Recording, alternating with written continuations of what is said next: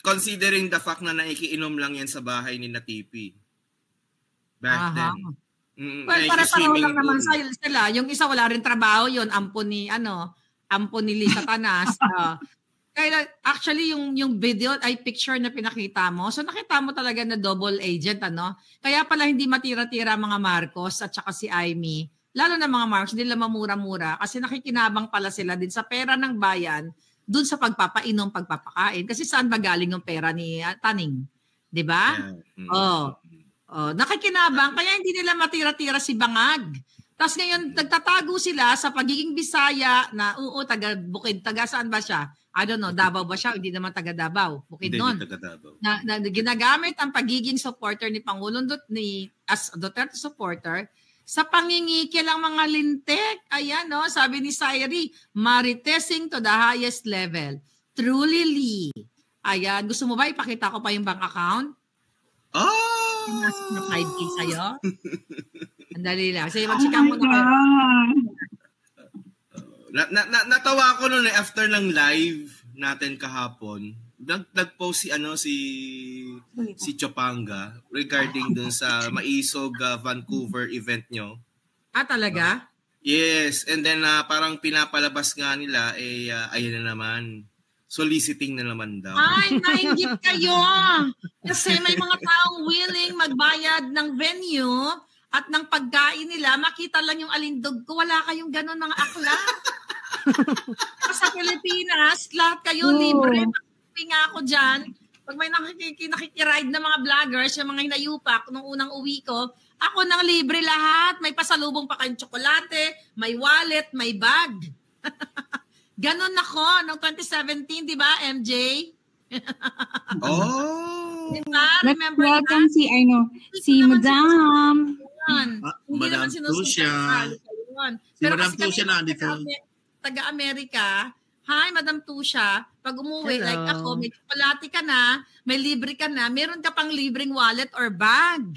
So kayo, sanay kayo sa ride-on. Sa mga politiko, kaya sumisip-sip kayo. Kami dito sa California or sa ibang bansa, not only sa Amerika, sa Europa, kanya-kanyang bayad dyan. Mamatay kayo sa inggit. Hindi yun solicit. Kailangan lang magbayad doon sa pupuntahan naming venue. Ako din magbabayad. Diba? Magbabayad ako ng airfare ko. Alangan naman. 'Di ba? Ang ako na pupunta doon, ako pa magbabayad sa mga palangga ko. Sobra na 'yan. 'Di ba? Nahimik na ako sa bahay. Napanood ko yung video na na ginawa ni Mahal na Reyna na yun nga yung kasama niya sino yan pangalan nun yung Te ba yun? Nakalimutan ko yung pangalan na parang kinakausap nga daw niya siya. Something. Yung parang akla na nakabang. Yung taga Davao, oo. Napanood ko 'yon. Medyo medyo parang inuutusan ni Chopanga si Ma'am Hanilet na patigilin tayo. Oo, nag-order nga. Parang ang kapal naman ng pagmumukha ng taong 'to. Nag-akusa ka na nga, inakasama na nga tinotroll ka namin. No, at ang akusasyon mo pa si Ma'am Hanilet. Ngayon, after mong mambintang, uutusan mo yung tao. Sino? Okay ha. Yes, yeah. Ito na. Okay, ito na yung ticket. Di ba? Okay, Chopanga, ready ka na ba? Okay. Naku, lagot si Chopanga. Ayan. Di ba account number mo yan? Binura ko lang yung dulo lang pinakita ko. Di ba account number mo yan? Was successfully. Yan, 5K. Para sa ticket. Ticket. So nakakilala kay Chopanga na kinikilan kayo. Di ba account number mo yan? Yung ending 9280, Banco de Oro. Oh my God. Patangay na mo. Hindi ni Maharlika?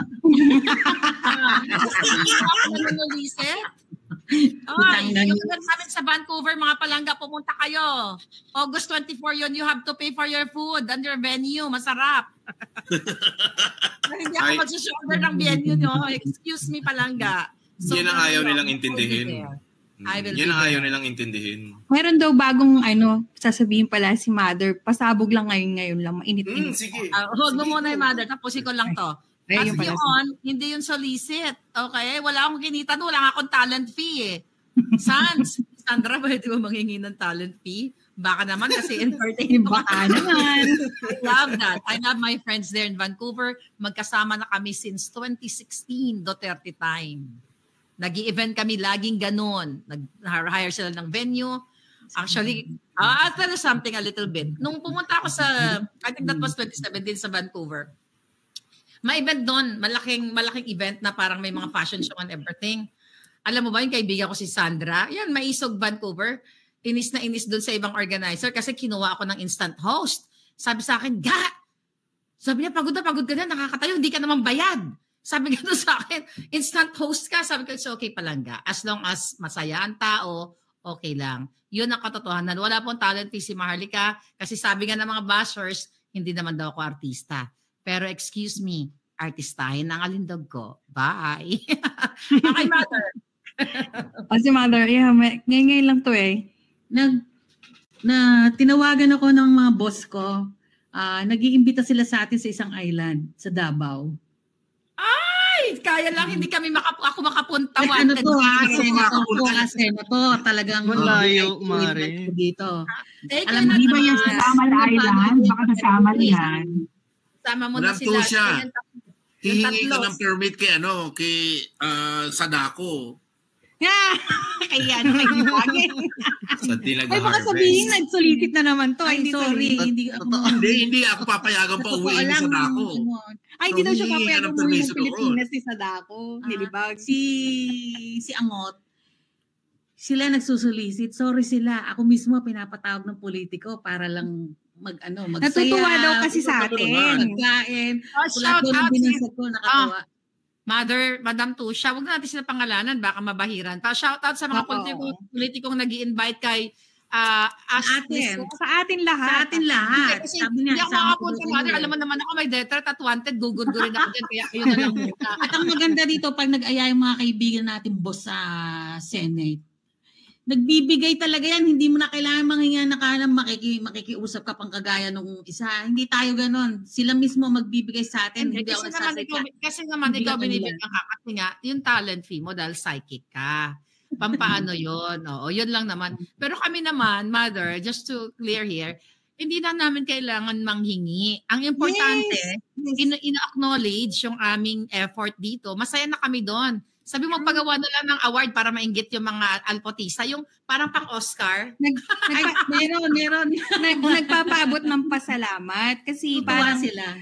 Mas nagliliwanag daw ang isip ng mga tao na hindi naman para lumaban sa administrasyon but instead magkaroon ng alam mo yun, yung critical thinking.